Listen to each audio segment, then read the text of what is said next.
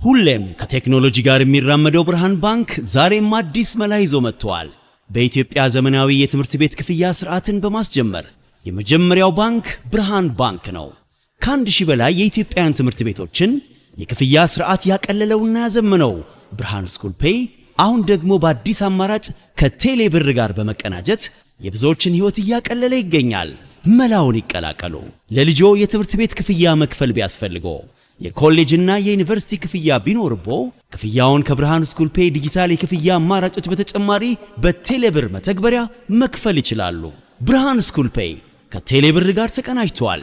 ለብዙዎች ረፍት ሆኗል። እነሆ በረከት ከረፍቱና ከዘመናዊነቱ ጋር ይቀላቀሉ። ብርሃን ባንክ እንደ ስማችን ብርሃን ነው ስራችን። ተመልሰናል አድማጮቻችን። በዝውውር ጉዳዮች ብንጀምር ደስ ይለኛል። ትላንት የሰማናቸው አዳዲስ የዝውውር ጉዳዮች አሉ። አንዳንዶቹ ስንሰማቸው በቆየናቸው የዝውውር ጉዳዮች ላይ ያሉ የዜና እድገቶች ናቸው። በዚህ በተቀረው የዝውውር ጊዜ ከፍ ያለ ትኩረት አግኝቶ ይቆያል ተብሎ የሚጠበቀው የሁሊያን አልቫሬዝ ጉዳይ ነው። ትላንትና በስቱዲዮ እዚሁ በፉትቦል ካፌ ዝግጅታችን ላይ ይህንን ተጫዋች በተመለከተ የተለያዩ አንግሎችን ለማየት የተለያዩ አንጻሮችን ለማየት ከሞከርንበት ዝግጅታችን በኋላ የሰማናቸው አዳዲስ ነገሮች አሉ። ትላንትና ለምሳሌ ማርካ አንድ መረጃ ይዞ ወጥቶ ነበር። በመጨረሻም ተጫዋቹ በተለይ ደግሞ እሁድ ዕለት በነበረው ጨዋታ ከቪያሪያል ጋር በዋንዳ ሜትሮፖሊታኖ አትሌቲኮ ማድሪድ ከተጫወተና ደጋፊዎቹ እንደዛ ባለ ከራር ስሜት ከተቀበሉት በኋላ አትሌቲኮ ማድሪድም ተጫዋቹን ለባርሰሎና ላለመሸጥ የወሰነ በሚመስል አቋም ላይ በመገኘቱ ምክንያት በመጨረሻም በማመንታትም ጭምር ቢሆን ብቸኛው መውጫ አርሰናል ነው ብሎ ተቀብሏል የሚል መረጃን ማርካ ይዞ ወጥቷል። የማድሪድ ከተማ ጋዜጣ ነው። የበለጠ ሁለቱን የማድሪድ ክለቦች አተኩሮ የሚዘግብ ዘገባዎች የሚሰራ ነው። የበለጠ የማድሪድ ዘመም ጋዜጣ የሪያል ማድሪድ ዘመም ጋዜጣ በመሆኑ የሚታወቅም ቢሆን ማለት ነው እና በመጨረሻ ያ የባርሰሎና ህልሙ ቢያንስ በዚህኛው የዝውውር ጊዜ ሊፈጸም እንደማይችል ተቀብሏል እና በቀደም እሁድ ዕለት በነበረው የላሊጋ ጨዋታ ለመጀመሪያ ጊዜ አትሌቲኮ ማድሪድ ተጫዋች ከሆነ በኋላ ሁለት ሙሉ ሲዝኖች በአትሌቲክ ተጫዋችነት አሳልፏል። በ2024 ተጫዋቹ በጠቅላላ ፓኬጁ 95 ሚሊዮን ዩሮ በሚደርስ የዝውውር ገንዘብ ነው ከማንቸስተር ሲቲ ወደ አትሌቲኮ ማድሪድ የተዘዋወረ የነበረው። ከዚያ በኋላ ለመጀመሪያ ጊዜ ነው የቤተሰቡ አባል የሆነ አንድም ሰው ስቴዲየም ውስጥ ሳይገኝ ሲቀር። ስለዚህ ከጨዋታው አስቀድሞም ትልቅ እንደዚህ አይነት ተቃውሞ ሊኖር እንደሚችል ጥርጣሬ ነበረው። ነገር ግን መጠኑ ይህን ያህል የከፋ ይሆናል የሚል ግምት አልነበረውም።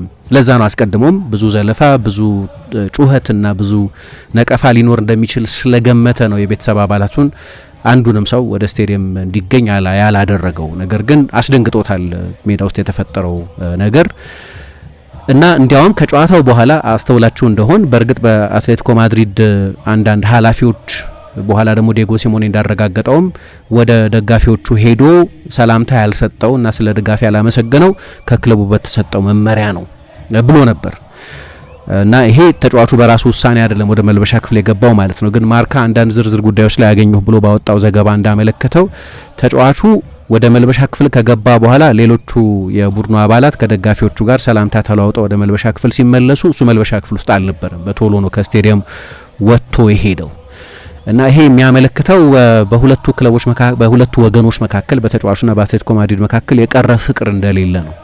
ነገሩን የበለጠ ያወሳሰበ የሚመስለው ደግሞ ትላንትና ልምምድ አለመስራቱ ነው። ለአትሌቲኮ ማድሪድ ሰዎች ምሽቱን ጥሩ ምሽት አላሳለፍኩም፣ ስለዚህ ልምምድ ማጠናቀቅ አልችልም ብሎ ለአትሌቲኮ ማድሪድ ሰዎች ነግሮ ትላንትና በነበረው ልምምድ ላይ አልተሳተፈም እና የአትሌቲኮ ማድሪድ ሰዎች ይሄ እውነተኛ ምክንያት ነው ብለው አያምኑም። ጄኒውን ምክንያት ነው ብለው አያምኑም። ጥሩ ምሽት አላሳለፍኩም፣ ስለዚህ ዛሬው ልምምድ አልሳተፍም ብሎ ነው የነገራቸው። ስለዚህ አንዳንድ ተጫዋቾች እንደሚያደርጉት ልምምድ አልሰራም ብሎ ባያምጽም ለክለቡ አሳውቆ ቢሆንም ከልምምድ የቀረው ነገር ግን ልምምድ ላይ ያለመሳተፍ ፍላጎቱን በግልጽ ያንጸባረቀበት ነው። ነገር ግን በአትሌቲኮ ማድሪድና በባርሰሎና መካከል እየተንጸባረቀ ባለው የጎላ ልዩነት ምክንያት ተጫዋቹ ወደ ፕሪሚየር ሊግ መመለስ ባይፈልግም ከባርሰሎና ውጪ ለሌላ ክለብ መጫወት ባይፈልግም ከአትሌቲኮ ማድሪድ ጋር ያለው ሁኔታ በጣም የተወሳሰበ ነው። ወደ ባርሰሎና መሄድ አይችልም። ስለዚህ ማርካ እንዳለው በመጨረሻም በማመንታትም ቢሆን ብቸኛው አማራጩ አሁን አርሰናል እስካሁን ድረስ ከአትሌቲኮ ማድሪድ ጋር ይፋዊ ጥያቄ አቅርቦ ድርድር እያደረገ አይደለም። ስለዚህ ነገሩ ሊሆን የሚችለው አርሰናል ጥያቄ ካቀረበ ተጫዋቹን ፈቃደኛ የሚሆን ከሆነ ነው። ነገር ግን ማርካ እንዲህ አይነት አፕዴት ይዞ ወጥቷል። በአትሌቲኮ ማድሪድ በኩል ያለው አቋም ተጫዋቹ በክለቡ የሚቆይ ከሆነ ሁለት ነገሮች ማድረግ አለበት። አንዳንዶቹ በክለቡ ከፍተኛ ሹመኞች በተለያዩ ጊዜያት የተገለጹ ናቸው። በሂልማሪንም በኤንሪኮ ሴሬዞም በክለቡ ፕሬዚደንትም በክለቡ ሲኢኦም በኩል የተነገረ ነው። አንደኛው ይቅርታ እንዲጠይቅ ከዚህ በፊት አንቷን ግሪዝማን ያደረገውን ነገር እንዲያደርግ፣ ሁለተኛ ግን ለተጫዋቹ እንደዚህ ሀሳቡ እንዲከፈል በአመጻም ከክለቡ ለመውጣት አዋጅ እንዲያውጅ ያደረገው የተጫዋቹ ወኪል ፌርናንዶ ኢዳልጎ የሚባለው ሰው ነው። ከሱ ጋር መስራት ማቆም አለበት። እንደዚህ አይነት ሁለት ቅድመ ሁኔታዎች አሏቸው። ከደጋፊዎቹ ጋር እንደገና ግንኙነቱን ሊያድስ እንዲችል በእርግጥ ትላንትና እንዳነሳ ነው ቀጣዮቹ 3 የአትሌቲኮ ማድሪድ ጨዋታዎች ሁለቱን በሜዳው በማድረግ ስለነበር የውድድር ዘመኑን የጀመረው ከሜዳው ውጭ የሚደረጉ ጨዋታዎች ናቸው።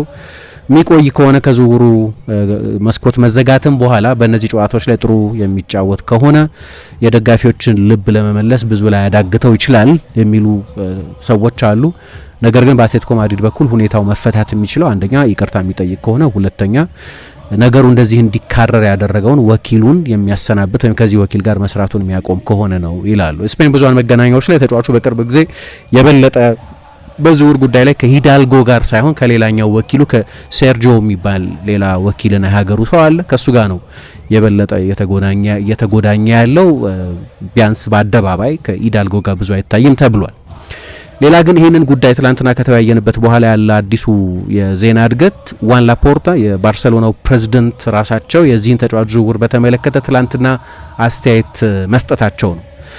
አሁንም ይህንን ተጫዋች በዚህኛው የዝውውር ጊዜ ለማስፈረም እንደምንፈልግ ለአትሌቲኮ ማድሪድ መልእክት ማስተላለፍ እንፈልጋለን። ተጫዋቹን ለመግዛት ዝግጁ ነን። በእኛና በእነሱ መካከል በተጫዋቹ የዝውውር ሂሳብ ላይ ስምምነት ላይ የሚደረስ ከሆነ የሚል ቀጥተኛ መልእክት ለአትሌቲኮ ማድሪድ አስተላልፈዋል። አትሌቲኮ ማድሪድ እንደሚታወቀው ተጫዋቹን በጭራሽ ለባርሰሎና የመሸጥ ፍላጎት የለውም ወይም የለኝም ይላል። ባለፈው ግንቦትም ለመጀመሪያ ጊዜ ባርሰሎና 100 ሚሊዮን ዩሮ አቅርቧል በተባለ ጊዜ በአትሌቲኮ ማድሪድ በኩል ብዙ የስላቅ የላሚን ያማልን፣ የፔድሪን፣ የሌሎችንም ተጫዋቾች ፎቶግራፍ በመለጠፍ እነዚህን ተጫዋቾች አትሌቲኮ ማድሪድ ለማስፈረም እየተነጋገረ ነው የሚል የባርሰሎና ተጫዋቾችን ኢላማ አድርገናል የሚል የስላቅ ምላሽ ነበር የሰጠው። ስለዚህ አትሌቲኮ ማድሪድ እንደዚህ አይነት በጣም ጠንካራ ለባርሰሎና ተጫዋቹን ያለመሸጥ መርህ የያዘ ይመስላል። ነገር ግን ትላንትና በድጋሚ ይህንን ተጫዋች በተመለከተ የባርሰሎና ፕሬዝዳንት አስተያየት ሰጥተዋል። አትሌቲኮ ማድሪድ ተጫዋቹ ወደ ባርሰሎና የሚሄድበት እድል አንድ ብቻ ነው፣ የውል ማፍረሻውን ገንዘብ በመክፈል። የውል ማፍረሻው ገንዘብ ደግሞ የሚከፈል አይደለም፣ ምክንያቱም 500 ሚሊዮን ዩሮ ስለሆነ። ግን ፕሬዝዳንቱ የሚሉት ላፖርታ ሁሊያን አልቫሬዝ ላይ ከፍተኛ ፍላጎት እንዳለን ግልጽ ነው። አትሌቲኮ ማድሪድም የኛን ጥያቄ እንዲቀበል እንፈልጋለን። ይህንን ስናደርግ ግን ከፍ ካለ ለአትሌቲኮ ማድሪድ ካለን ክብር ጋር ነው ብለዋል። አትሌቲኮ ማድሪድን ኦፌንድ ካደረጉት ነጥቦች መካከል አንደኛው አትሌቲኮ ማድሪድ ልክ እንደ ትንሽ ክለብ በማየት ያለ አትሌቲኮ ማድሪድ ፍቃድ ተጫዋቹን ለአመት ሎቢ ሲያደርግ ቆይቷል የሚል ነው። በጠቅላላው በሁለቱ ክለቦች መካከል መከባበር በጎደለበት ሁኔታ ነው አትሌቲኮ ማድሪድ ተጫዋቼን ለማማለል ሞክሯል ባርሰሎና የሚል አቋም ያለው እና ምናልባት ይህንን ትችት ስለሰሙ ሊሆን ይችላል። ለአትሌቲኮ ማድሪድ ከፍተኛ ክብር አለን፣ ለአትሌቲኮ ማድሪድና ለማኔጅመንቱ ከክለቡ የበላይ ሰዎች ጋር የረጅም ጊዜ እውቅ አለን የሚል አስተያየት ሰጥተዋል። እንዲያውም ለመጀመሪያ ጊዜ ጥያቄ ባቀረብን ጊዜ ለአትሌቲኮ ማድሪድ ባለን ከፍተኛ ክብር ምክንያት በኢሜይል ሳይሆን ለሚጌል አንሄል ሂል እኔ ራሴ ስልክ በመደወል ነው ጥያቄ ያቀረብ ነው። ከዛ በኋላ ተጫዋቹን መሸጥ አንፈልግም፣ ምክንያቱም ሁሊያን አልቫሬዝን የሚተካ ተጫዋች ማግኘት አንችልም ብለውኝ ስለነበር የአትሌቲኮ ማድሪድን አቋም አክብሬ ነበር። ከዛ በኋላ ግን አንድ ነገር ሰማኋል። አንድ የሰማሁት ነገር አትሌቲኮ ማድሪድ ለኛ ተጫዋቹ አይሸጥም ካለን በኋላ ለእናንተም ይሁን ለሌላ ክለብ አይሸጥም ካለን በኋላ ከሌላ ክለብ እየተነጋገረ እንደሆነ ሰማን የሚል አስተያየት ሰጥተዋል። እንግዲህ አሁን የሚጠቀሰው ሌላኛው ክለብ ያልተገለጸ ሌላ ክለብ ካልሆነ በስተቀር አርሰናል ይመስላል። ምክንያቱም የአትሌቲኮ ማድሪዱ የስፖርት ዳይሬክተር ከዚህ በፊት የባርሰሎና የስፖርት ዳይሬክተር ሆኖ ሰርተዋል። ታስታውሷቸው ይሆናል። ማቴዎ አሌማኝ የቫሌንሲያም የስፖርት ዳይሬክተር ነበሩ። ለነገሩ ግን በባርሰሎና በተለይ ኦስማን ዴምቤሌን በተደጋጋሚ ከክለቡ እንዲወጣ በመግፋት የሚታወቁ ሰው ናቸው። አሁን ደግሞ አትሌቲኮ ማድሪድ የስፖርት ዳይሬክተር ናቸውና ባለፈው ሳምንት ከአርሰናል አቻዎቻቸው ጋር በተለይ ከአርሰናል የስፖርት ዳይሬክተር አንድሪያ ቤርታ ጋር ተነጋግረዋል እና ተጫዋቹን የምንሸጠው ከሆነ ለባርሴሎና አንሸጠውም፣ የምትፈልጉት ከሆነ 150 ሚሊዮን መክፈል አለባችሁ ብለዋቸዋል ብሎ ቢቢሲ አንድ ዘገባ ይዞ ወጥቶ ነበር። እና ምናልባት ይህንን ማለታቸው ሊሆን ይችላል ዋን ላፖርታ ከሌላ ክለብ ጋር ግን ለኛ አይሸጥም ካለን በኋላ አትሌቲኮ ማድሪድ ከሌላ ክለብ ጋር ግን እየተነጋገረ መሆኑን ሰማን። መጀመሪያ አክብረን ነበር ተጫዋቹን መተካት ስለማንችል አንሸጠውም የሚለውን አቋማቸውን ተቀብለነው ነበር፣ ግን ከሌላ ክለብ ጋር እየተነጋገሩ ነው። ደግሞ የሚታወቅ የአደባባይ እውቀት አለ። ያ እውቀትም ተጫዋቹ መምጣት የሚፈልገው ወደ ባርሰሎና ነው እና ነገሩ ብዙ ጩኸት እንዳለበት አውቃለሁ። ነገር ግን ጩኸቱ እንደዚህ የሚሰማው በባርሰሎና ተግባራት ምክንያት አይደለም። ይህንኑ በተመለከተም ከኤንሪኮ ሴሬዞ ጋር ተነጋግሬያለሁ ብለዋል ከአትሌቲኮ ማድሪዱ ፕሬዝዳንት ጋር። ስለዚህ ባርሰሎና አቋሙ በግልጽ አሁንም እየጠበቅን ነው አትሌቲኮ ማድሪድ ፍቃድ እስኪሰጠን ድረስ ለመደራደር ዝግጁ እስኪሆን ድረስ፣ ምክንያቱም ተጫዋቹን ለማዘዋወር ዝግጁ ነን ብለዋል እና አንዳንድ ጉዳዮችን በተመለከተም እንደዚህ በዝርዝር ተናግረዋል። ከጥንስሱ እንዴት እንደነበር አትሌቲኮ ማድሪድን ባከበረ ሁኔታ እንደሆነ ድርድሩ ሲደረግ የቆየው ድርድር እንኳን አልነበረም፣ ግን ጥያቄ ያቀረቡት ይህንን አስተያየት ሰጥተዋል። አትሌቲኮ ማድሪድ ምንም አይነት ክብር አላጎደልንም ነው። ከዛ በኋላ አትሌቲኮ ማድሪድ በይፋ ስቴትመንት አውጥቷል። አሁን ይሄኛውም በይፋ ነው፣ የፕሬዝዳንቱ ቃል ነው አሁን የገለጽኩት። በኋላ ደግሞ አትሌቲኮ ማድሪድ በይፋ ስቴትመንት አውጥቷል። አንዳንድ ሰዎች ተጫዋቹን ሁሊያን በዚህ ጉዳይ ላይ ተጠቂ አድርገው ሲገልጹት ማየት በጣም ያስገርማል። ምክንያቱም በዚህ ሁኔታ ውስጥ ዋነኛው ተጠቂ አትሌቲኮ ማድሪድ ነው ብሏል። አትሌቲኮ ማድሪድ በክለቡ ኦፊሴላዊ ገጾች ላይ ባወጣው መረጃ በፋይናንስም ይሁን በመንፈስ በሶሻሊ አትሌቲኮ ማድሪድ ነው የተጎዳው ብሏል። ቪክቲም ነን እኛ ወይም እኛ ነን ተጠቂዎች በዚህ ጉዳይ ላይ የሚል አቋም እንዳለው ገልጿል። ከዛ ለዚህ ለላፖርታ ምላሽ የሚሆን ሌላ አንቀጽ ሰፍሯል። ተጫዋቹን ወደ ባርሰሎና ልንሸጥ የምንችልበት እድል በፐርሰንት 0 ነው ብሏል። በጭራሽ ተጫዋቹን ለባርሰሎና አንሸጠውም፣ ጉዳዩ የገንዘብ ሳይሆን የክብር ጉዳይ ነው። ምክንያቱም በዚህ ዝውውር ጉዳይ ምክንያት ብዙ ሐሰቶችና ግማሽ እውነቶች ሲነገሩ ቆይተዋል እና ለዚህ ሁሉ ዋጋ እየከፈለ ያለው አትሌቲኮ ማድሪድ ነው። ለባርሰሎና ግን የምንሸጥበት እድል 0 ነው ብሏል። እንግዲህ አንኢኩቪካል የሚሉት በቃ ማያዳግም የሚመስል መልስ ነው። በባርሰሎና በኩል ግን እስከ ዝውውር የመጨረሻ ዕለት ድረስ አትሌቲኮ ማድሪድ መካከል መለዘብ ሊኖር ይችላል የሚል ተስፋ ያለ ይመስላል። ዛሬ እንደምታውቁት የአዲሱ ሲዝን የቻምፒየንስ ሊግ የመጀመሪያው ዙር ድልድል የሚደረግበት ነው። ምድብ አንለው ምክንያቱም ፎርማቱ ሌላ ስለሆነ የስዊዝ ሊግ ፎርማት የሚባለው ስለሆነ፣ ግን ዛሬ ነው ድልድሉ ይፋ የሚደረገው እና በዚህ ጊዜ የባርሰሎና ምክትል ፕሬዝዳንት ራፋ ዩስተ ባርሴሎናን ወክለው ይሄዳሉ። ስፖርት እንደሚለው ከአትሌቲኮ ማድሪድ ተወክለው የሚሄዱት ሂልማሪን ናቸው። ከሳቸው ጋር ሊነጋገሩ ይችላሉ በኢቨንቱ ላይ ስለሚገናኙ። ምናልባት ይሄም አንድ ሊያለዝብ ይችል እንደሆነ ይህንን መካረር ይታያል ተብሏል። ግን አሁን ባለው በሁለቱ ክለቦች መካከል በሚታየው አቋም ግን ወደ ባርሰሎና አይዘዋወርም የሚል በጣም ከራር አቋም የያዘ ይመስላል አትሌቲኮ ማድሪድ። በተለያዩ አጋጣሚዎችም ግን ይህንን ሲያሳይ ቆይቷል። ትላንትና ይህንኑ የሚያጠናክር የሚመስል ዴቨሎፕመንት እኔ የሰማ ነው፣ ወይም የዜና እድገት የሰማ ነው። በኋላ ሚጌል ዴላኒ የሚባል የኢንዲፔንደንት ጸሐፊ ደግሞ እስከ አርብ ድረስ ቀነ ገደብ አስቀምጧል አትሌቲኮ ማድሪድ ለአርሰናል እስከ አርብ ጊዜ ማለት አርብ ነገር ነው አይደለም። ስለዚህ የዝውውር ገበያው ከመዘጋቱ በፊት በመጨረሻዎቹ ጥቂት ቀናት አትሌቲኮ ማድሪድ ለሁሊያን አልቫሬስ ተተኪ የሚሆን ተጨማሪ ጊዜ ሊያገኝ እንደሆን ያንን ጊዜ ለማስተረፍ በማሰብ ዴድላይን አስቀምጧል። ግን በዝውውሩ ላይ ምናልባት ለአርሰናል ሊያቀል የሚችለው አንደኛው ነገር አትሌቲኮ ማድሪድ በአርሰናል ሁለቱ አጥቂዎች ላይ ፍላጎት አለው፣ በቪክቶር ዮኬሬስና በጋብሪኤል ጄሱስ ላይ። ስለዚህ ምናልባት ዝውውሩን ለማቀላጠፍ ሊያገዝ ይችላል ብሏል። የዮኬሬስም ሲጠቀስ ለመጀመሪያ ጊዜ አይደለም። እንዲያውም አንድሪያ ቤርታ ራሳቸው የአትሌቲኮ ማድሪድ የስፖርት ዳይሬክተር በነበሩበት ጊዜ ተጫዋቹ ለስፖርቲንግ ሊዝበን ሲጫወት ተጫዋቹን ወደ ሜትሮፖሊታኖ የመውሰድ ፍላጎት ነበራቸው። ስለዚህ አትሌቲኮ ማድሪድ ስካውት ያደርገው የቆየው ተጫዋች ነው። ደግሞ አሁን እንደምንሰማው ከሌሎች አጥቂዎችም ጋር እየተነጋገረ ነው። እንግዲህ አሁን ከሁሊያን አልቫሬዝ ውጪ ቡድን ውስጥ ያለ ብቸኛው አጥቂ አሌክሳንደር ሶርሎስ ነው። እንደምታውቁት አንቷን ግሪዝማን ከክለቡ ለቆ ወደ ኦርላንዶ ሄዷል፣ ወደ ሜጀር ሊግ ሶከር ሄዷል። እዛ ቦታ ላይ እንደ አዴሞላ ሉክመን አይነቱን ተጫዋች መጠቀም ይችላሉ። ግን ደንበኛ 9 አውት ኤንድ አውት 9 የሚባል ተጫዋች ሌላ የላቸው። አሌክሳንደር ሶርሎትም ለነገሩ በዩቬንቱስ እየተፈለገ ነው። በዚህ ሁኔታ ውስጥ አትሌቲኮ ማድሪድ ለመሸጥ ፈቃደኛ የሚሆን አይመስልም እንጂ ገና ከተዘዋወረ በኋላ በእነዚህ ጥቂት ጨዋታዎች ላይ በራንዳል ኮሎሙዋኒ ብቃት ዩቬ ደስተኛ አይደለም። ሎይስ ኦፔንዳን ለቀውታል፣ ወደ ኦላምፒክ ሊዮን ሄዷል። ጆናታን ዳቪድ ጥሩ የመጀመሪያ ሲዝን አይደለም ያሳለፈው፣ ኮሎሙዋኒም ጥሩ አይደለም እየተጫወተ ያለው። በእርግጥ ገና ነው፣ ገና ሴሪያ መጀመሩ ነው። ዩቬ የመጀመሪያውን ጨዋታ አሸንፏል፣ ግን ከዛ በፊት በነበሩት የፕሪሲዝን ጨዋታዎችም ተጫዋቹ ጥሩ እየተጫወተ አይደለም። ስለዚህ አሌክሳንደር ሶርሎትን ማስፈረም ይፈልጋል ተብሏል። ለጊዜው ባይመስልም ለአትሌቲኮ ማድሪድ ተጫዋቹን ይለቀዋል ብሎ ለመገመት ስለሚያስቸግር በጉዳት ምክንያት በመጀመሪያዎቹ 2 የላሊጋ ጨዋታዎችም አልተጫወተም። ግን ፋብሪዚዮ ሮማኖ የሚባለው ጣሊያናዊ ጋዜጠኛ እንደዘገበው አትሌቲኮ ማድሪድ ከዩቬንቱስ ጋር ራሱ ተነጋግሯል ጆናታን ዳቪድን ለማስፈረም። ያው በቅርብ ጊዜ ኒኮላ ጃክሰንን የማስፈረም ፍላጎት ነበረው ሲባል ነበር፣ ግን ተጫዋቹ ወደ አስቶን ቪላ ሊዘዋወር ጫፍ ላይ ደርሷል። ስለዚህ በአትሌቲኮ ማድሪድ በኩል ተተኪ ማፈላለጉ ላይ ያተኩሯል። ተተኪ ማፈላለግም ባይሆን የአጥቂ ክፍሉን የበለጠ ማጠናከር እንበለው፣ ግን ደግሞ ሁሊያን አልቫሬዝ የሚለቅ ከሆነ ዋናው የቡድኑ የጎል ምንጭ ስለሆነ ሌላ ተጫዋች ማስፈረም አለባቸው እና በዚህ ምክንያት ጆናታን ዳቪድን ይህንን ካናዳዊ የቀድሞ የሊል ተጫዋች ስም ወደ ዩቬ ከሄደ በኋላ የታሰበውን ያልተሳካለትን ተጫዋች የማስፈረም ፍላጎት አላቸው በሚል ተጠቅሷል።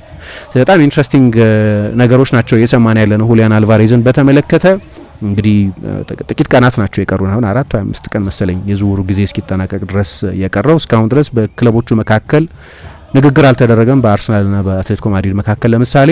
ነገር ግን በአርሰናል በኩል ያለው አቋም ተጫዋቹ ወደ አርሰናል ለመምጣት ክፍት ከሆነ ዝውውሩን በፍጥነት ማጠናቀቅ ይቻላል የሚል፣ ቶሎ ፋይናንስ ማድረግ እንችላለን የሚል እምነት አላቸው። ነገር ግን እግር ኳስ አንድ ያስተማረን ነገር ኔቨር ሴይ ኔቨር የሚባለው አይደለም። ስለዚህ ወደ ባርሴሎና አይሄድም ብሎ መደምደም ሊያስቸግር ይችላል። በባርሴሎና በኩል እስካሁን ድረስ እጅ የመስጠት ምንም ምልክት እየታየ አይደለም። ትላንትና የተጠናቀቁ ትኩረት የሚስቡ 2 ዝውውሮች ቢያንስ ነበሩ። አንደኛው የአዩብ ቡዋዲ ዝውውር በመጨረሻ መጠናቀቁ ነው። ከሊል ወደ ማንቸስተር ሲቲ የ18 ዓመት ተጫዋች በ100 ሚሊዮን ዩሮ ጠቅላላ ፓኬጅ ወይም በ85.6 ሚሊዮን ፓውንድ ተዘዋውሯል። 95 ሚሊዮን ዩሮ ዋስትና ያለው ወይም ማንቸስተር ሲቲ ለሊል እንደሚከፍለው የተረጋገጠ ነው። 5 ሚሊዮን ዩሮ ደግሞ ፖቴንሻል ቦነስ የሚባል ወይም አድኦንስ እንደ ተጫዋቹ ስኬት እንደሚያደርጋቸው የጨዋታዎች ብዛት እንደሚያሸንፋቸው ዋንጫዎች ይሄ ኮንትራቱ ላይ የሚቀመጥ ዝርዝር ጉዳይ ነው በእርግጥ።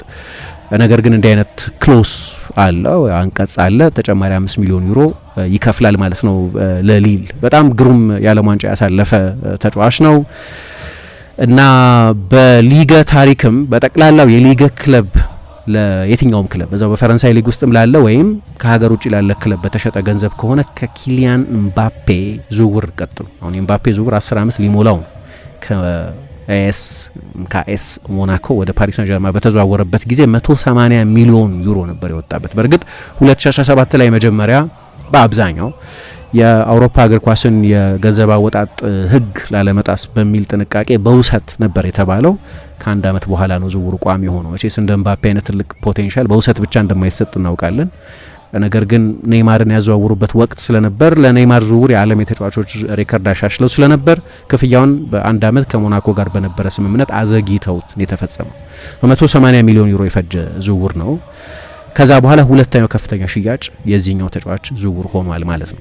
በቀደም በሊገ ከኦንዤ ጋር ነበር የመጀመሪያ ጨዋታውን ያደረገው። ከክለቡ ፕሬዚደንት ኦሊቪዬ ሌታንግ አጠገብ ተቀምጦ ታይቶ ነበር። በሊል ተገቢው ክፍያ እስከተከፈለው ድረስ ተጫዋቹን የመሸጥ ፈቃደኝነት ነበረው። በመጨረሻም እንዲህ ባለ በጣም ከፍተኛ በሆነ ገንዘብ ደግሞ ወደ ፕሪሚየር ሊግ ከመጡ ተጫዋቾች መካከል እድሜያቸው 19 ዓመትና ከዛ በታች ከሆኑ ተጫዋቾች መካከል ውዱ ተጫዋች ሆኗል።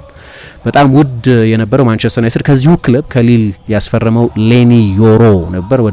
ወደ 70 ሚሊዮን ዩሮ ገደማ ነበር ዩናይትድ ለዮሮ ከፍሎ የነበረው።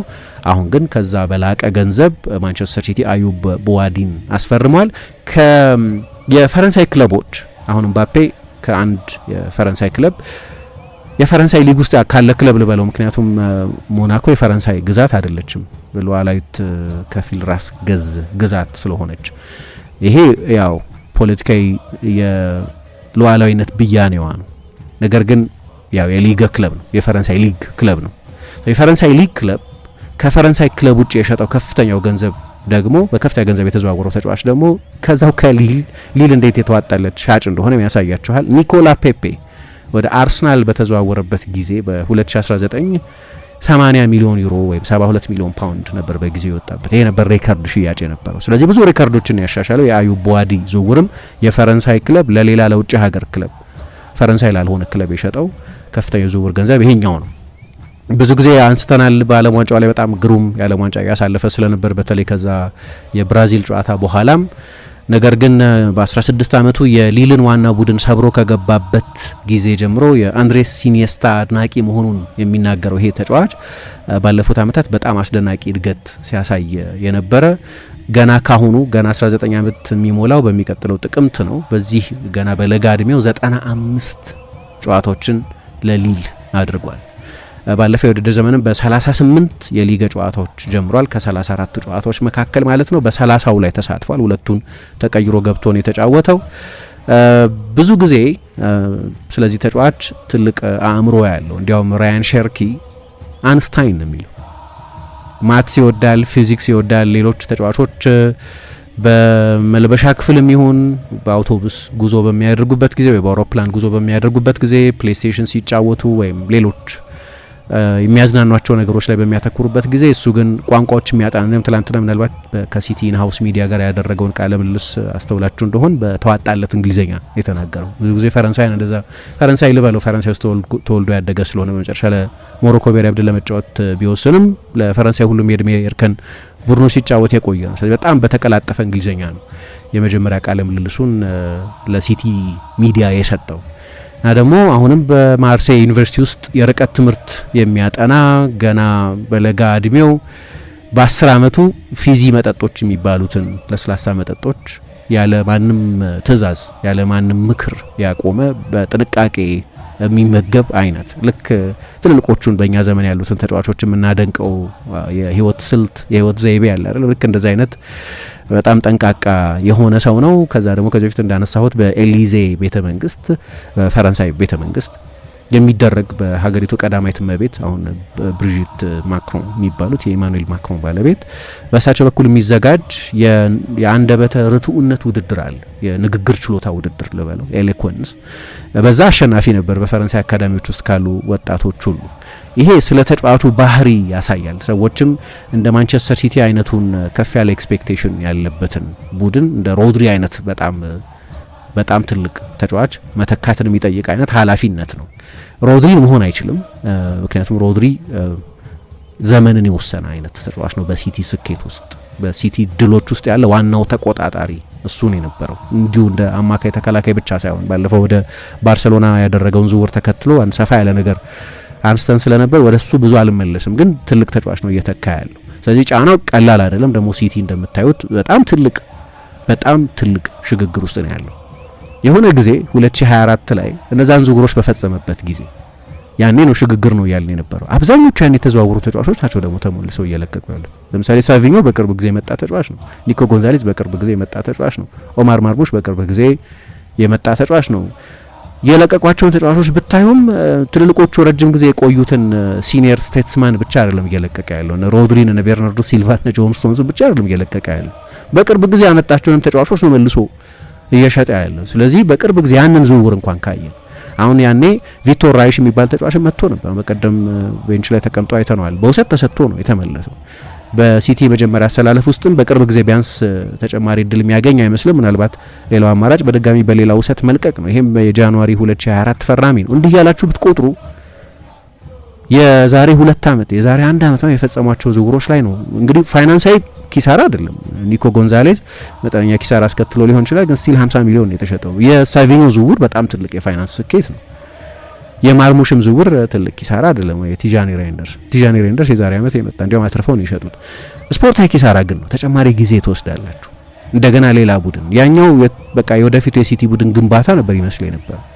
ሌላውን ልቶ ግብ ጠባቂ ማምጥተው ነበር የዛሬ ዓመት እና ያ ግብ ጠባቂ ተመልሶ ለቋል፣ ወደ ሊድስ ሄዷል። እና የሚገርም የተጫዋቾች ተርኖቨር ላይ ነው ያለው ሲቲ።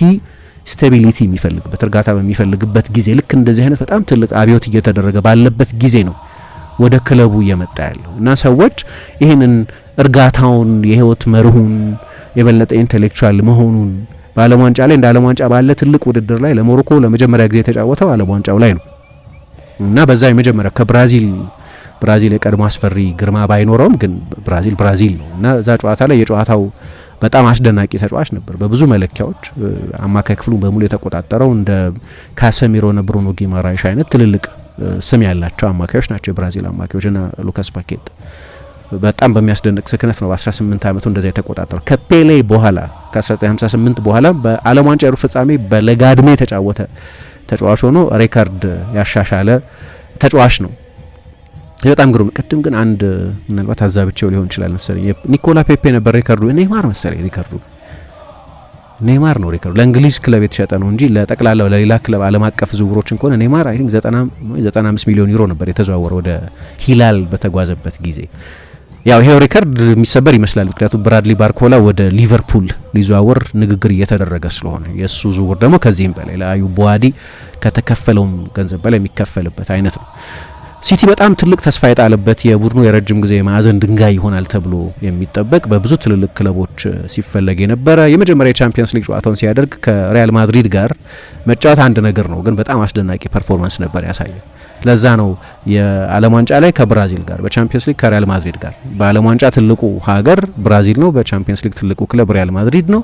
ከነዚህ ሁለት ክለቦች ጋር በነበረ ጨዋታ በጣም በሚያስደንቅ መረጋጋት ነው የተጫወተው እና መጀመሪያ የማንቸስተር ሲቲ እቅድ የነበረው በአንዳንድ ዘገባዎችን ሰማ እንደነበረው ሮድሪ ቢቆይ ኖሮ ተጫዋቹን አንድ አመት በዛው በስታድ ፒየር ሙርዋ በዛው በፈረንሳይ በሰሜን ፈረንሳይ እንዲቆይ ነበር ፍላጎታቸው፣ እዛው እንዲጎለብት ተጨማሪ አመት እንዲጫወት። ነገር ግን የሮድሪ መልቀቅን ተከትሎ ሲቲ በአንገብጋቢ ዛ ቦታ ላይ ተጫዋች ያስፈልገዋል። ምክንያቱም ሮድሪ ብቻ ሳይሆን ሌሎችም ተጫዋቾች እየለቀቁ ስለሆነ ለዛ ነው በቀደም ማርክ ጌሂ እዛ ቦታ ላይ የተሰለፈ የመሀል ተከላካይ ነው ከኤሊየት አንደርሰን ጋር ፒቮት ሆኖ የተጫወተ። ኢቭን ኤሊየት አንደርሰን እነዚህን ጨዋታዎች ምናልባት መጀመሪያ አይገባውም ነበር። እንደምታውቁት የእንግሊዝ ብሔራዊ ቡድን 8 የዓለም ዋንጫ ጨዋታዎች ነው ያደረገው። ከፍተኛው አንድ ብሔራዊ ቡድን ሊያደርግ ይችል የነበረው የከፍተኛው የጨዋታ ቁጥር 8 ነው እና ይሄን ያህል ጨዋታ ያደረጉ ተጫዋቾች ደግሞ ወዲያው ወደ ክለብ እግር ኳስ በተለይ ወደ አዲስ ክለብ የሚዘዋወሩ ተጫዋቾች ጊዜ ይፈልጋሉ። ግን ሲቲ በአማካይ ክፍል ላይ በጣም ስለሳሳ ነው አሁን የኮሚኒቲ ሺልድ ጨዋታውንም የጀመረው በቀደም በነበረው ጨዋታ የጀመረው። ግን ደግሞ የበለጠ አጉልቶ የሚያሳየን ምሳሌ የማርክ ጌሂ አማካይ ሆኖ መሰለፍ ነው።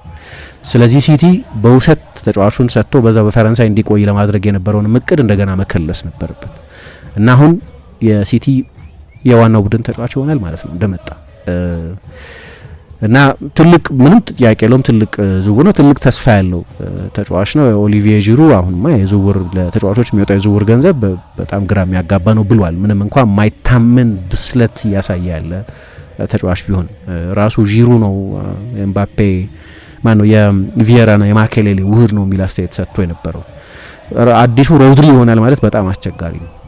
ሮድሪ በጣም ትልቅ ተጫዋች ስለሆነ እና በጣም በእድሜ ለጋ ነው። እንዲህ አይነት ጫና ማሳደርም ተገቢ ላይሆን ይችላል። ስቬን ዮራን ኤሪክሰን የማንቸስተር ሲቲ አሰልጣኝ ሆኖ በተሾሙበት ጊዜ መቼ ነው? ሩቅ አይደለም፣ ሩቅ ነው ኦፍ ኮርስ ግን 2008 ነው። ያኔ እሱ ገና 4 ወሩ ነበር። ያን ያህል ትንሽ ልጅ ነው። ስለዚህ በአንድ ጊዜ የሮድሪን ጫማ ሙላ ማለት አስቸጋሪ ሊሆን ይችላል። በጎ ነገር ማንቸስተር ሲቲ የመጨረሻ አማካይ ስፍራ ፈራሚው ይሄ ተጫዋች ብቻ አይመስልም። የዝውውር ጊዜው ከመቋጨቱ በፊት ከመጠናቀቁ ከመዘጋቱ በፊት ትላንትናም ተጨማሪ ሪፖርቶች እንሰማ ነበር። ኤንዞ ፈርናንዴዝን ለማምጣት ተጨማሪ ጥያቄ ያቀርባል ተብሎ ስለዚህ የበለጠ ኤሊየት አንደርሰንና ኤንዞ ፈርናንዴዝ ያሉበትን የአማካይ ክፍል ማየታችን አይቀርም። በጣም ወጣት ነው እስካሁን ድረስ። ለምሳሌ በእርግጥ ቦታውም የጎል እድሎችን እንዲፈጥር እና የመጨረሻ ኳስ እንዲያቀብል የሚያስገድደው አይደለም። ግን እስካሁን ድረስ አንድም ጎል አላስቆጠረም፣ አንድም አሲስት አልሰጠም። ድክመት ነው እያልኩ አይደለም፣ ቦታው ነው። ገና 18 ዓመት ግን ምን ያህል ለጋ እንደሆነ ያሳያችኋል። ያው መለኪያው እሱ አይደለም።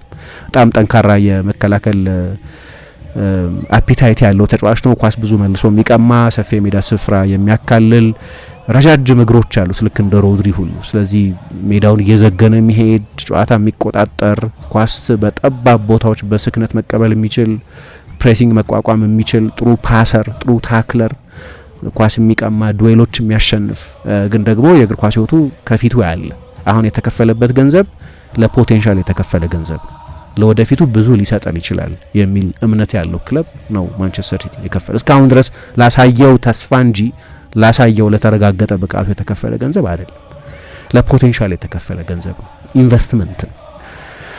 ግን ሲቲ ያስፈልገው ነበር። ምክንያቱም ሮድሪ በጣም ትልቅ ተጫዋች ነው፣ ትልልቅ ጎሎች ያስቆጥራል፣ የቆሙ ኳሶች ይከላከላል፣ ቡድኑ ከለላ ይሆናል፣ የቡድኑ ዲፕ ፕሌይ ሜከር ነው፣ የትልቅ ጨዋታ ተጫዋች ነው። በእነዚህ ድሎች ላይ ሁሉ ወሳኝ ተጫዋች ነበር።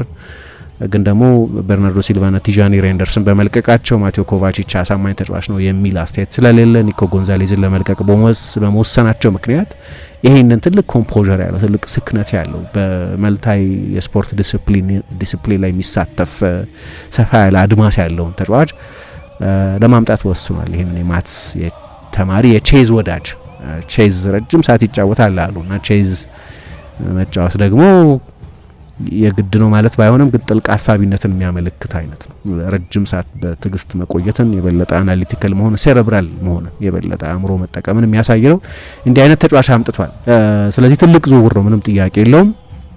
ትላንት ከሰማናቸው በጣም ኢንትረስቲንግ ከሆኑ ዝውውሮች መካከል እዚሁ የፉትቦል ካፌ ዝግጅታችን ላይ ካነሳ ነው ጋር የሚገናኝ ነው። ምክንያቱም ሮበርት ሳንቼዝ የቼልሲው ግብ ጠባቂ በቀደም ከፉልሃም ጋር በነበረው ጨዋታ ስህተት ሰርቷል። ሁለት ስህተት ሰርቷል፣ ሶስትም ሊሆን ይችል ነበር። የመጀመሪያው ጎል ጆሽ ኪንግ ያስቆጠረው ጎል ከቦታ እየያዙ ጀምሮ ጠንካራ ኳስ ቢሆንም ግን ከፍ ያለ የፕሪሚየር ሊግ ደረጃ ላይ ለሚገኝ ክለብ የሚጫወት ግብ ጠባቂ እንዲያድን የምትጠብቁት አይነት ነው። ሁለተኛው ጎል ሲቆጠር የተፋበት ቦታ ትክክል አልነበረም። ሌላ ጎል ሊቆጠር ይችል ነበር። አንቶኒ ሮቢንሰን ጎሉን ማስቆጠር አልቻለም እንጂ ግን ይሄ ሰኞ ዕለት የተዋወቅ ነው አዲስ የሮበርት ሳንቼዝ ችግር ወይም የቼልሲ ግብ ጠባቂ ችግር አይደል፣ የኖረ የከረመ ችግር። 4 ሲዝን የተጫወተው በ4ቱ ሲዝኖች ቢያንስ በአንደኛው ወቅት በፔትሮቪች ሊሆን ይችላል፣ በፊሊፕ ዮርጌንሰን ሊሆን ይችላል፣ በሆነ ሰው ቁጥር አንድነቱን ተቀምጦ ያውቃል። ሪላያብል በረኛ አይደለም። ባለፉት 2 ሲዝኖች ብቻ 8 በቀጥታ የግብ ጠባቂ ስህተት የሚባሉ ማለት ነው ኢረርስ ሊዲንግ ጎልስ የሚሏቸው የሰራቸው ስህተቶች ወደ ጎልነት የተቀየሩ ሲሆኑ 8 ናቸው። በጣም ከፍተኛ ነው ይሄ በ2 ሲዝን ብቻ። ጥሩ ሾት ስቶፐር ነው የሚባል ግብ ጠባቂ ነው። አንዳንድ ጊዜ በጣም የሚያስደንቁ ሙከራዎች ያድናል። የለየለት መጥፎ ግብ ጠባቂ ነው እያልኩ አይደለም፣ ግን መቼስ ከፍ ያለ ግብ ጠባቂ ትፈልጋላችሁ። እኔ ትላንት እንዳነሳሁት በፕሪሚየር ሊግ ዋንጫ የወሰዱ ቡድኖችን በሙሉ ብናይ በአቬሬጅ ግብ ጠባቂ ዋንጫ የወሰደ ቡድን እኔ አላስታውስም። አቬሬጅ የማንቸስተር ዩናይትድ ኬሪየር ነበረው ፋቢያን ባርቴዝ፣ እሱ ካልሆነ በስተቀር እኔ ልጅ ሆኜ የባርቴዝ ትልቅ አድናቂ ነበርኩ። እንዲያውም ሹራቤ ላይ 16 ቁጥር ሁሉ ጽፌ ነበር የሆነ ጊዜ ባርቴዝ ምናምን ብዬ። የፈረንሳይ በረኛ ስለነበር ለፈረንሳይ ፉትቦል ትልቅ እንትን ስለነበር፣ ግን የዩናይትድ ኬሪየሩ በኋላ እኮ ወደ ማርሴይ ሄዶ በጣም አሪፍ ነበር። ግን አቨሬጅ ሲዝን ነው ያሳለፈው 2002 2003 አካባቢ። ግን በጊዜው በጣም ከፍተኛ ገንዘብ የዓለማችን ሁለተኛው ውድ ግብ ጠባቂ ሆኖ ነበር የመጣው። የዓለም ዋንጫ ሻምፒዮን፣ የአውሮፓ ዋንጫ ሻምፒዮን ሆኖ ነው የመጣው። አሁን ያንን መጥፎ ግብ ጠባቂ ሳይሆን መጥፎ ጊዜ እያሳለፈ የነበረ ግብ ጠባቂ በሚል ብንበየነው ይሻላል። በእርግጥ ዩናይትድ ከሽማይክል መልቀቅ በኋላ በነበሩ ጥቂት ዓመታት ግብ ጠባቂ ፍለጋ ላይ ተቸግሮ ነበር። ማለት ሲሞታ ይቢና መጣ፣ አልተሳካም። ቫንደር ሃውን አመጣ ወይም ቦስኒችን አመጣ በተለያዩ ጊዜያት፣ አንዴ ቲም ሃዋርድ፣ አንዴ ሮይ ካሮል። ግን መጨረሻ ላይ ኤድዊን ቫንደርሳር ከመጣ በኋላ ነው እንደገና ከኋላ አስተማማኝ ግብ ጠባቂ ነው ያገኘው። በነገራችን ላይ ካሮል የመጣበት እድሜ አሁን ኤሚሊያኖ ማርቲኔዝ ያለበት ማን ነው? ካሮል አልኩ። ኤድዊን ቫንደርሳር ከፉልሃም የመጣበት እድሜ አሁን ዲቡ ማርቲኔዝ ያለበት እድሜ ነው 33። አሁን ስለ እድሜው ስለሚነሳ ማለት ነው። ግብ ጠባቂዎች በተለይ ደግሞ በጣም ከፍ ያለ ዲሲፕሊን ያላቸው የኑሮ ዲሲፕሊን ያላቸው ግብ ጠባቂዎች እስከ 40 ዓመት እስከ 38 እስከ 39 ዓመት መጫወት ይችላሉ። ስለዚህ እንደው የግብ ጠባቂን አሁን ያለበትን እድሜ የቅርብ ጊዜ 34 ዓመት ይሆነዋል። ለኳስ ተጫዋች እንደ 28 29 ዓመት ተጫዋች ልንቆጥረው የምንችል ይመስለኛል። የግብ ጠባቂዎች ሼልፍ ላይፍ ረዘም ያለ ስለሆነ እና አስቶን ቪላ ደግሞ ያው ቁጥር 1 ግብ ጠባቂ አስፈርሟል። ለሶስቱም ወገኖች ኮንቪኒየንት የሚመስል ዝውውር ነው። ዚዮን ሱዙኪ የሚባል ግብ ጠባቂ አስፈርመዋል በ30 ሚሊዮን ዩሮ። ወደ ፒኤስጂ ወደ ዩቬ ይሄዳል ሲባል የነበረ በዓለም ዋንጫው ለጃፓን ብሔራዊ ቡድን ሲጫወት ያየነው ግብ ጠባቂ ነው።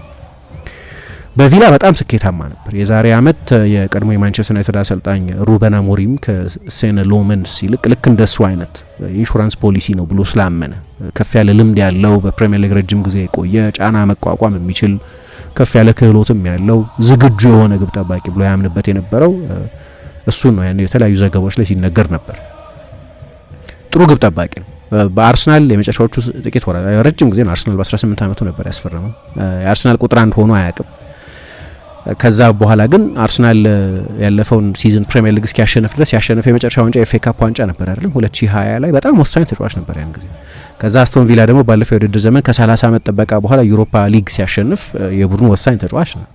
ቪላ በተደጋጋሚ በቅርብ ዓመታት ቻምፒየንስ ሊግ ይሳተፋል። በጣም ወሳኝ ተጫዋች ነበር በእነዚህ ሁሉ ዓመታት። ደግሞ በሁለቱ ክለቦች መካከል በጣም ጥሩ ግንኙነት አለ። አሁን የኒኮላ ጃክሰን ወደዛ ሊሄድ ነው፣ ሞርጋን ሮጀርስ ወደዚህ መጥቷል፣ አሌሃንድሮ ጋርናቾ ወደዛ ሄዷል። ባለፉት ዓመታት የተፈጸሙ ዝውውሮች አሉ። አንዳንዶቹ በቅጣት ላለመመታትም በሚል በሁለቱ ክለቦች መካከል አብሮ የመስራት ታሪክ አለ እና ምናልባት ዝውውሩን የበለጠ ሊያቀላጥፈው ይችላል ለሶስቱም ወገኖች የሚጠቅም ስለሆነ ማለት ነው።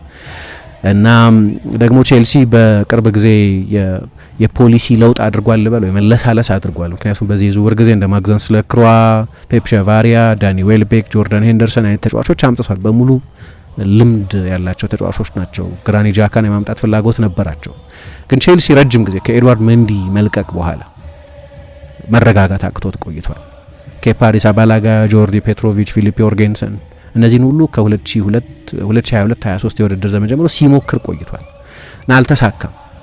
ሮበርት ሳንቼዝም እንደዚሁ ብዙ እድል አግኝቷል። እንደውም እንደ ሳንቼዝ ባለፉት 4 ዓመታት እድል ያገኘ ግብ ጠባቂ የለም። ግን ብዙ ስህተቶች የሚሰራ በእግሩም ቢሆን በጣም የላቀ ግብ ጠባቂ አይመስለኝም። ልክ እንደ ኤደርሰን ወይም እንደ ራያ ወይም እንደዚህ አይነት ግብ ጠባቂዎች አይደለም። ሰዎች ምን አይነት ክርክር ነበራቸው? የተከላካይ መስመሩ ጥብቅ ከሆነ ያኔ ምርጡን ታዩታላችሁ፣ ምርጡን ሮበርት ሳንቼዝን ይሉ ነበር። አንዳንድ እርማቶች እያደረገ ነው፣ ይገባኛል። አንድ ጨዋታ ብቻ ነው። ግን ያ ጨዋታ አይ ቲንክ ለቼልሲ አንድ የሚሰጠው እድል ቶሎ እርማት የዝውውር ጊዜው ከመዘጋቱ በፊት እርማት ለማድረግ እድል የሚሰጠው ይመስላል። ከሰኞ ጨዋታ ፊት የነበረው ሜሴጂንግ ሁሉ በዚህ ግብ ጠባቂ ትልቅ እምነት አለን ብለዋል የሚል አቋም ነበር የነበረው። ማርቲኔዝ ግን የመሪነት ችሎታ አለው። በተለያዩ ሁኔታዎች ስር ተጫውቷል። የዓለም ዋንጫ ሻምፒዮን ነበር። የዓለም ዋንጫ ሻምፒዮን በነበሩበት ጊዜ የነበረው ፎርሙላ ያልነበረም ይሆናል። ግን በዓለም ዋንጫው በድጋሚ አየን በጣም ጥሩ ግብ ጠባቂ እንደሆነ። የፍጻሜው ጨዋታ ላይ ከስፔን ጋር የነበረው ጨዋታ ላይ የአርጀንቲና ምርጡ ተጫዋች እሱ ነበር ማለት ቢቻል ይመስለኛል። ስለዚህ የሳንቼዝ ሁኔታ አሳሳቢ ነው። ሾት ስቶፒንግ ላይ ደህና ነበር፣ ግን በሾት ስቶፒንግ ላይ ነው እንግዲህ ስህተት እየሰራ ያለው እና እንግዳ ነው አይደለም። ቼልሲ ባለፉት ዓመታት ለምሳሌ ስንት የክንፍ ተጫዋች እንደቀያየረ ስታዩ ትግስት የለውም ማለት ቼልሲ ባለፉት ዓመታት ቶሎ ለውጥ ለማድረግ የሚደፍር ነው። ግብ ጠባቂን በተመለከተ ለምን እስካሁን ድረስ ሬዚስተንት እንደሆነ አላውቅም። ለምን እስካሁን ድረስ ያ ሁሉ ሪሶርስ እያላቸው ደግሞ በቀደም ሄንሪ ዊንተር አንድ የታወቀ ጋዜጠኛ አይደለም እሱ እንዳለው ሻቢ አሎንሶ 184 ጨዋታ ተጫውቷል ከፔፔሬና ጋር ተጫዋች በነበረበት ጊዜ 281 ጨዋታ ለስፔንና ለሪያል ማድሪድ ከካሲያስ ጋር ተጫውቷል። 108 ጨዋታ ከማኑኤል ኖየር ጋር ተጫውቷል። እንደነዚህ የላቀ ግብ ጠባቂ ባይሆንም የ2005 የቻምፒየንስ ሊግ ድል ያለ ጀርዚ ዱዴክ የሚሳካ እንዳልነበር ያውቃል።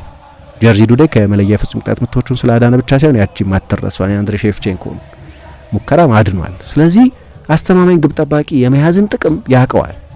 ደግሞ የሌቨርኩዘን አሰልጣኝ በነበረበት ጊዜ ሉካስ ራድስኪ የሚባል በጣም አሪፍ ግብ ጠባቂ ነበረው። ስለዚህ ይሄ የሚጠፋው አይመስለኝም ብሏል። እና ምናልባት አሁን እንግዲህ ድርድሩ ብዙ ርቀት የሄደ አይደለም። የተጫዋቹ ወኪሎች ናቸው።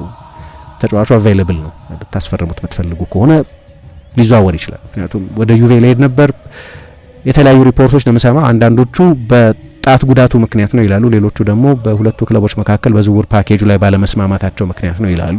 ግን ምንም ጥያቄ የለውም ግሩም ግብ ጠባቂ ነው። ተጠራጣሪዎች የሉትም ማለት አይደለም። ስህተቶች ይሰራል፣ እሱም ቢሆን ሃይ ፕሮፋይል ስህተቶች ይሰራል። ግን አሁን ካለው ሳንቼዝ የሚሻል ግብ ጠባቂ ይመስላል እና ገበያው ላይ ካሏቸው አማራጮችም የሚሻል ይመስላል። ስለዚህ ቼልሲ ምናልባት ይህንን ግብ ጠባቂ ሊያስፈርም ይችላል ከሆነ በጣም ኢንትረስቲንግ ዝውውር ነው የሚሆነው። በሁለቱ ክለቦች መካከል እንደምታውቁት በቪላና በቼልሲ መካከል ጠንካራ ግንኙነት አለ። ያንን ግንኙነት በመጠቀም አስቶን ቪላ በ65 ሚሊዮን ፓውንድ ኒኮላ ጃክሰንን ለማስፈረም ተስማምቷል። ያው ይሄ ዶሚኖ ኢፌክት ያለው ነው። ምክንያቱም አስቶን ቪላ ኦሌ ዋትኪንስን ለአልሂላል የሚሸጥ በመሆኑ ምክንያት ነው ሌላ አጥቂ እንዲያስፈርም የሚገደደው። ኦሌ ዋትኪንስ ደግሞ በኡናይ ኤመሪ አሰልጣኝነት ስር የሱን ያህል ብዙ ጨዋታ የተጫወተ ተጫዋች የለም። ያው ቪላ እንደምታዩት በጣም ትልቅ የቡድን አፍርሶ መገንባት ውስጥ ነው ያለው። አሁን ኤሚሊያኖ ማርቲኔዝ መልቀቁ አይቀርም ወደ ቼልሲውን ወደ ሌላ ክለብ። ኤዝሪ ኮንሳ ወደ አርሰናል ሄዷል። ሉካ ዲኛ ወደ ፓሪስ ሳን ጀርማን ተጉዟል። ዩሪ ቴሌሞንስ ወደ ማንቸስተር ዩናይትድ ሄዷል። ሞርጋን ሮጀርስ ወደ ቼልሲ ተዘዋውሯል። ኦሌ ዋትኪንስ ወደ ሳውዲ ሊሄድ ነው። እና በሁሉም ዲፓርትመንት ሁሉን አቀፍ ለውጥ እንዲያደርግ ነው እየተገደደ ያለው።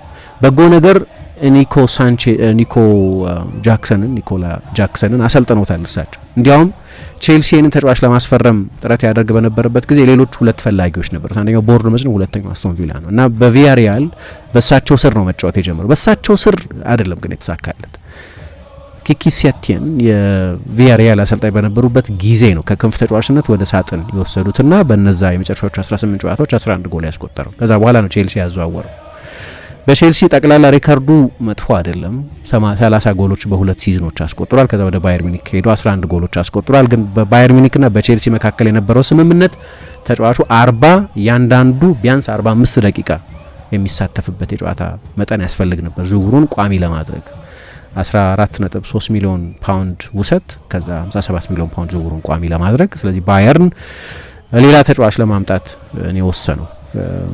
በዓለም ዋንጫው የሞሮኮ ብሔራዊ ቡድን ተጫዋች የነበረውን ሳይባሪን የወሰደው እና አሁን ተጫዋቹ እዛው ወደ ፕሪሚየር ሊግ ሊሄድ ነው። ግን ቼልሲ በከፍተኛ ገንዘብ ቢሸጠው 9 ቁጥር እሱ ብቻ አይደለም፣ ሊያም ዴላፕም ወደ ኖቲንገም ፎረስት በ50 ሚሊዮን ፓውንድ ይዘዋወራል። አንድ ኢንትረስት የሚያደርገው ነገር የሆኑ ተጫዋቾች የሆነ ክለብ ውስጥ ይሄዳሉ፣ ፌል ያደርጋሉ እና ለዛ ፌለር ሌሎች ክለቦች ከፍተኛ ገንዘብ ከፍለው ነው የሚወስዷቸው። እና የሚገርም ነገር ነው ይሄ። ምክንያቱም ያው መቼስ ሁሉም የቼልሲ ደጋፊ እንዳስተዋለው ሁሉም ፕሪሚየር ሊግን ነገር ብሎ የሚከታተል ሰው እንዳየው ጥሩ ሲዝን አይደለም ያሳለፈው። ተጫዋቹ ግን 50 ሚሊዮን ፓውንድ ተከፍሎበት ይሄዳል። ቼልሲ በዝውውር የጨረሰ አይመስልም። የአታላንታውን ኦነስት አሃኖር የሚባለውን ወጣት ተጫዋች በ34.3 ሚሊዮን ወደ 40 ሚሊዮን ገደማ ዩሮ ያወጣል በሚል በአታላንታ የተተመነውን ተጫዋች የማምጣት ፍላጎት አለው። እየጨረስኩ ነው የዝውውር ጉዳዮችን። ሊቨርፑል ብዙ የክንፍ ተጫዋቾች ለማምጣት ጥረት እያደረገ ነው እንደምታውቁት። አሁን ደግሞ የክሪስታል ፓላሱን ኢስማኤል አሳርን የማስፈረም ፍላጎት አላቸው። በቅርብ ጊዜ ሁለት የተለያዩ የዝውውር ጥያቄዎችን ለብራይተኑ ያኩባ ሚንቴ አቅርቦ ነበር። መጀመሪያ 50 በኋላ 60። ነገር ግን ብራይተን እንደምናውቀው በጣም ጥሩ ሻጭ ነው አይደለም፣ በውድ ገንዘብ ነው ተጫዋቾች የሚሸጠው እና 80 ሚሊዮን ካልሆነ በስተቀር አላዘዋውረውም ማለት ተጫዋቹን። ሊቨርፑል ደግሞ ያን ያህል ያወጣል የሚል እምነት የለውም። ስለዚህ ወደ ሌሎች አማራጮች አተኩሯል። ብዙ የክንፍ ተጫዋቾች እንሰማለን። ትልቁ ሃይ ፕሮፋይል የሊቨርፑል ፍላጎት የሚመስለው የፓሪስ ሳን ጀርማውን ብራድሊ ባርኮላን ማምጣት ነው። ግን እሱ በግራ በኩል ነው የሚጫወተው። አሁን ይሄ ኢስማኤል አሳር የተፈለገበት ምክንያት በቀኝ በኩል መጫወት የሚችል ተጫዋች መፈለጋቸው ነው። የሁለት እግር ተጫዋች ነው፣ የበለጠ የቀኝ እግር ተጫዋች ነው። በፓላስ በጣም ድንቅ የውድድር ዘመን ያሳለፈው ባለፈው የውድድር ዘመን 21 ጎል ነው ያስቆጠረው። ለክንፍ ተጫዋች በጣም የሚያስደንቅ ቁጥር ነው። 21 ጎል ነው ያስቆጠረው። ታስታውሱ እንደሆነ የኤርገን ክሎፕ ሊቨርፑል የሆነ ጊዜ ኢንቪንሲብል ለመሆን እየተጓዘ ነበር።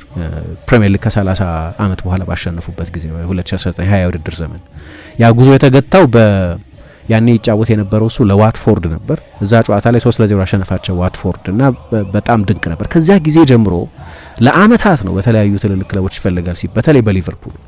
ማንቸስተር ዩናይትድም ተብሎ ያውቃል፣ ግን በሊቨርፑል በረጅም ጊዜ ሲፈለግ የነበረ ተጫዋች ነው። ባለፈው ሳምንት ጋላታሳራይ ጥያቄ አቅርቦ ነበር።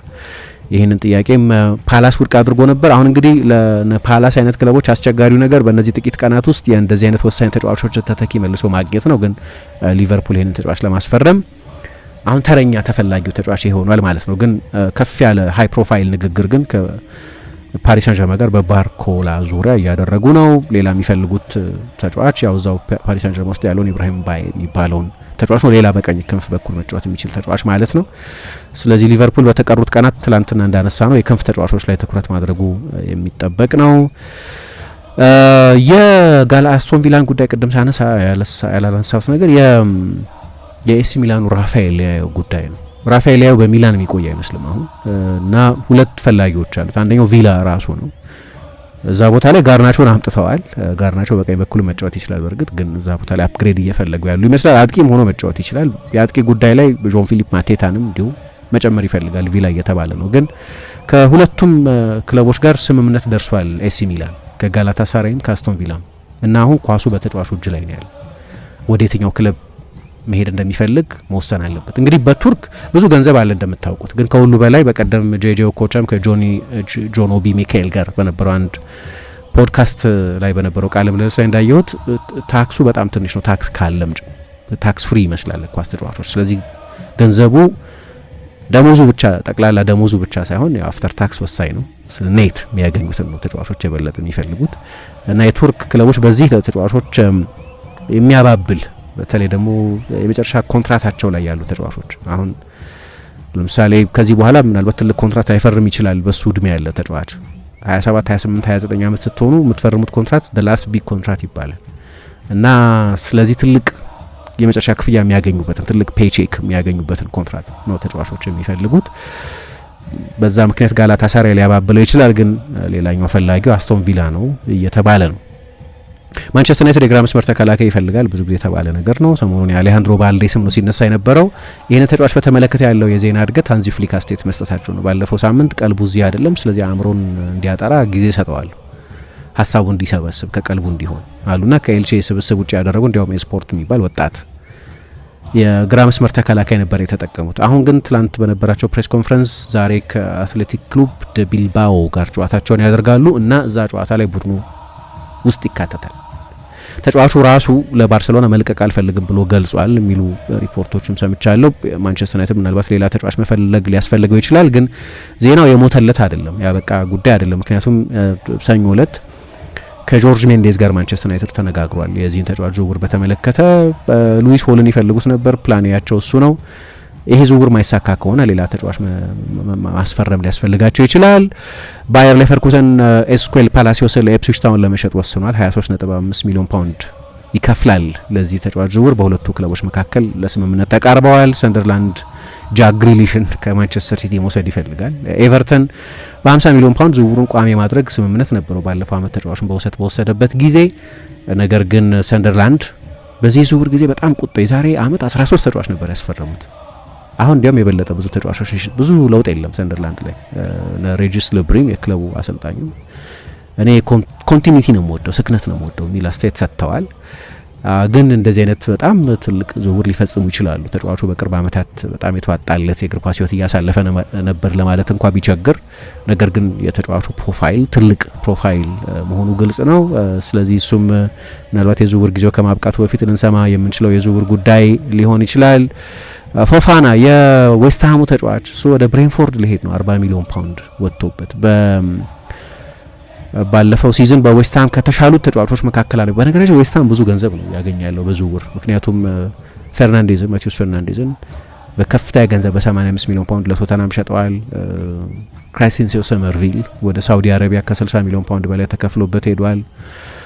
አሮን ዋን ቢሳካ ወደ አስቶን ቪላ ሄዷል። አሁን ደግሞ ሌላኛውን ፉልባክ ፎፋናን በ40 ሚሊዮን ፓውንድ ሊሸጡት ነው እና ሲወርዱ ብዙ ተጫዋቾች እንደሚሸጡ እናውቅ ነበር፣ ግን አሁን ይህንን ወደ ብሬንፎርድ ሊያዘዋውሩት ነው። በጣም ትልቅ አትሌት ነው፣ በጣም አሪፍ ፉልባክ ነው እና የዚህ ተጫዋች ዝውውርም በቅርብ ጊዜ ሲፈጸም ልናይ እንችላለን። የዘለልኳቸው ሊኖሩ ይችላሉ፣ ግን ዋና ዋና ትላንት ያየናቸው የዝውውር ጉዳዮች እና አንዳንዶቹ ዝውውሮች ላይ የሰጠናቸው አስተያየቶች እነዚህ ናቸው። ያደመጣችሁም ስለሆነ በጣም እናመሰግናለን። ሁሌም ከቴክኖሎጂ ጋር የሚራመደው ብርሃን ባንክ ዛሬም አዲስ መላ ይዞ መጥቷል። በኢትዮጵያ ዘመናዊ የትምህርት ቤት ክፍያ ስርዓትን በማስጀመር የመጀመሪያው ባንክ ብርሃን ባንክ ነው። ከ1000 በላይ የኢትዮጵያውያን ትምህርት ቤቶችን የክፍያ ስርዓት ያቀለለውና ያዘመነው ብርሃን ስኩል ፔይ አሁን ደግሞ በአዲስ አማራጭ ከቴሌ ብር ጋር በመቀናጀት የብዙዎችን ሕይወት እያቀለለ ይገኛል። መላውን ይቀላቀሉ። ለልጆ የትምህርት ቤት ክፍያ መክፈል ቢያስፈልጎ፣ የኮሌጅና የዩኒቨርሲቲ ክፍያ ቢኖርቦ ክፍያውን ከብርሃን ስኩል ፔይ ዲጂታል የክፍያ አማራጮች በተጨማሪ በቴሌብር መተግበሪያ መክፈል ይችላሉ። ብርሃን ስኩል ፔይ ከቴሌብር ጋር ተቀናጅቷል። ለብዙዎች ረፍት ሆኗል። እነሆ በረከት ከረፍቱና ከዘመናዊነቱ ጋር ይቀላቀሉ። ብርሃን ባንክ፣ እንደ ስማችን ብርሃን ነው ስራችን።